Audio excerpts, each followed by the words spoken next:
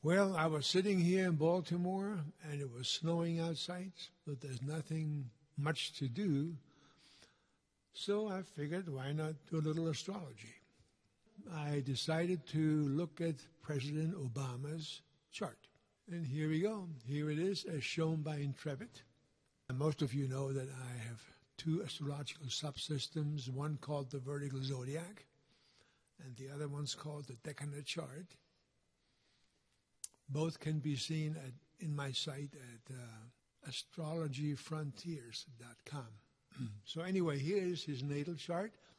Looking at this chart, it has always puzzled me that the most powerful person in the world and the most known and talked about person in the world at this time has nothing in the 10th house, which is the house of fame, reputation, the public, honor, and so on.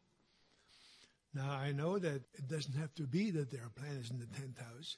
Some presidents did not have anything in there either. However, I always felt that there should be something in there. But before we find this something, let me quickly look at the aspects that are formed to the 10th house cusp, which is Scorpio. So the rulers are Pluto and Mars. So let's click down here and find the aspects. Ooh, too many aspects. So let's get rid of all the planets and do them one by one.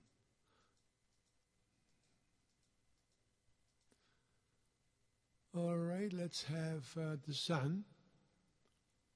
No aspect to the MC. Let's bring in the Moon. The Moon forms an exact opposition, not exact, but 5-degree opposition to the MC. So here we have one factor influencing his 10th house. Let's take the Moon out and bring in Mercury. Mercury forms a trine to the MC. There we go. Let's take Mercury out, bring in Venus. Venus forms an inconjunct, another aspect to the MC. Mars, nothing to the MC. Jupiter forms a sextile to the MC, another influence.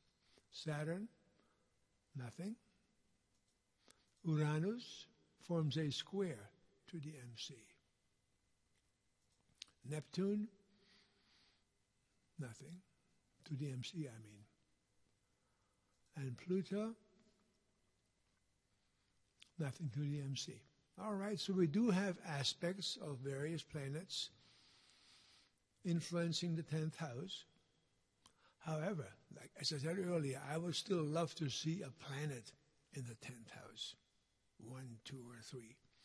So let me quickly bring up another ring. Here it is. Initially, the ring duplicates the natal chart. Let me bring all the planets back in quickly. Venus, Mars, bear with me. I'm just sort of having fun doing astrology. All right, now let's make the outer ring here a decanate chart. I go up here, decanate, sign-based, that's my system. Oops, and what do we have here?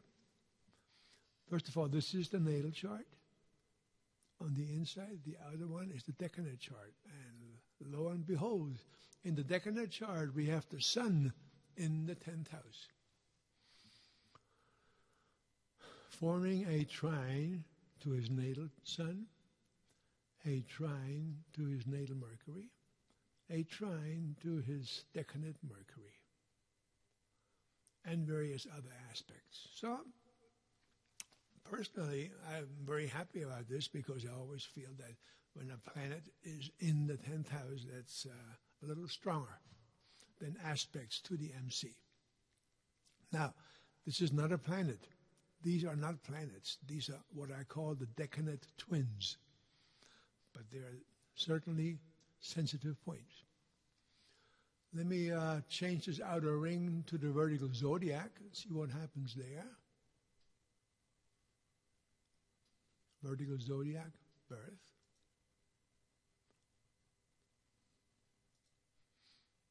Oh, look what we have here. In the vertical zodiac, we have Saturn and Jupiter. Saturn and Jupiter in the 10th house. So let me quickly bring in the Decanate chart also again. Add a ring. Call it the Decanate chart. Okay, here we are. Here is his natal chart, his vertical zodiac chart, and his Decanate chart on the outside. And notice that in the vertical zodiac we have Jupiter and Saturn in the 10th house. In the Decanate chart we have the Sun. Sun is conjuncting the vertical zodiac Saturn and Jupiter. This satisfies me. So let's go back to Obama's birth chart, add another ring, and make that again the Decanate chart. Here we are. And now let me put another ring on the outside and make this the transit chart. Outer transit. Time now. Okay, now these are the transits as of right now. Monday, January 26th, 2015. Now let's go back in time, maybe a week at a time down here. Now notice Saturn very close to the 10th house. It's going into the 9th house. November the 10th of 2014, Saturn was approaching the 10th house. Let's go forward again now. Here he goes, 26, 27. Let's do it one day at a time. I go down here, make it one day at a time, and go forward. 2751 on December the 4th of 2014. Just within orb of the midheaven. Let's go forward and see when it goes into the 10th house for the first time. There we go. Right now.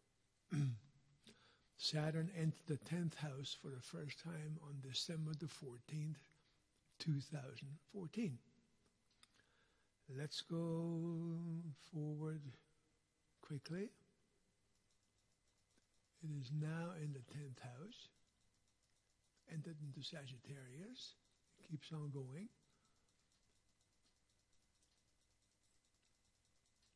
And it never really conjuncts the Decanate Sun because, here we go. On March the 11th in 2015, Saturn is stationary. And then it turns retrograde. So let me do it a week at a time. No, one day right now. Notice the minutes are now decreasing, which means it's going retrograde. Now let's do it at a weekly rate. It's going back into the 9th house again. On July the 11th, 2015, Saturn will once again go back into the 9th house. Not for very long. Look at the minutes. They're at 19 now, and they are getting bigger. So Saturn is going direct again. Back into the 10th house on September the 5th, and then it will stay in the 10th house and go all the way through it. So let's see what happens with respect to the Decanate Sun. I'm going forward 1 week at a time. Saturn is now approaching the Decanate Sun. 4, 5. Let's go back to 1 day at a time. Here we go. We are now November the 14th, 2015. Saturn is at 5:45. The sun is at 7:38, so when the Saturn gets to 6:38, it will be within 1 degree. There we go. Okay, here we go.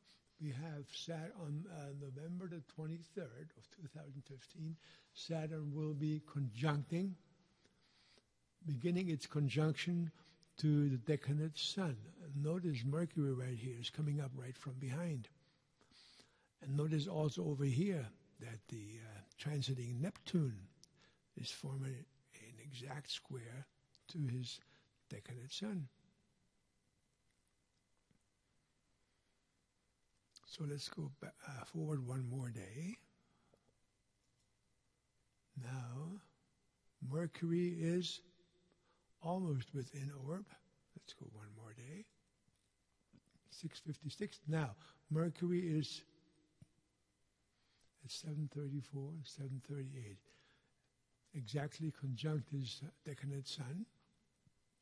Saturn is conjuncting his Decanate Sun. And again, Neptune over here is square.